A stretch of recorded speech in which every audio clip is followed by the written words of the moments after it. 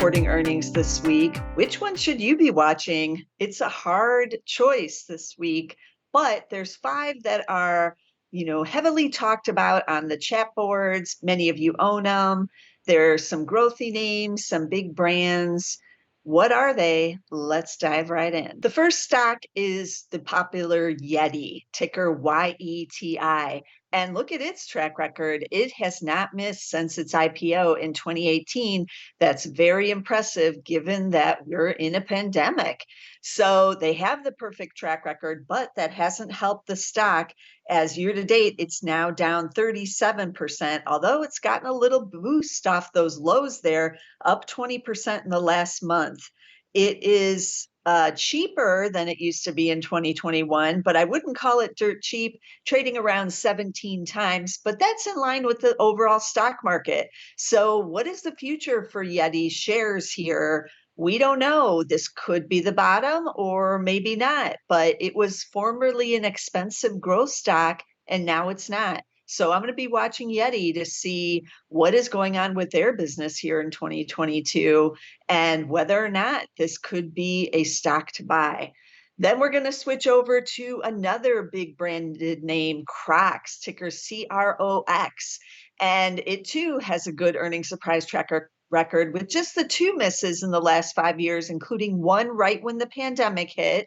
That's understandable. But look at those big beats all throughout the pandemic since 2020, including last quarter, even with supply chain issues and things going on pandemic related around the globe. So this is an impressive track record, but the stock market again did not like these shares here in 2022, down 43% year to date. The insiders have even been buying several times on the way down in these shares, thinking that they were oversold, and they were, but it never seemed to end. Even after that last big beat, the shares still went lower, even with the good news. And so the insiders have kind of been on the sidelines here because it was unclear when this stock was going to finally bottom, but maybe it has. It's up 50% in the last month off those lows. That's a big rally. Shares are still cheap, trading at 6.8 times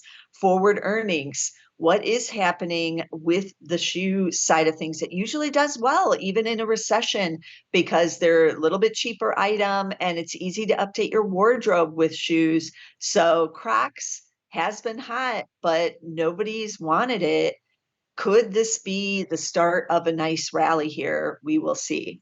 Then we're going to switch over to Shake Shack. It kind of has a similar chart to Crocs, at least this year, and with this big slide in the shares. This was a formerly hot stock too, there in 2021, kind of a pandemic buy with just that one miss. So it has a really good earnings surprise track record, during the pandemic. But now, the street is basically out of the stock. It hasn't completely round tripped back to the coronavirus lows, but it was trying to get there. But it too has bounced off big in the last month, up about 30% off of those lows. Was this the bottom here? It's a lot cheaper than it used to be, but it doesn't have a PE now because those earnings expected to be negative here in 2022. So there's a lot going on with these restaurant stocks here with inflationary pressures and the changes in the consumer. So this is definitely one on the restaurant side to watch.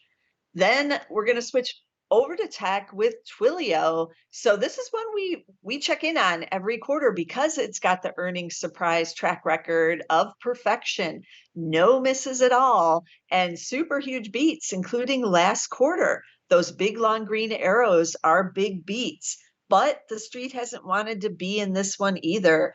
Down 67.5% year to date, only up about 2% in the last month. So this is one of the stocks that is not rebounding like some of the others, and expected to still see a loss here in 2022. So no PE, expected to lose 40 cents, but the analysts currently have a gain of 16 cents for next year. So it's possible they could have a PE by next year. But what's going on in this business, we will see.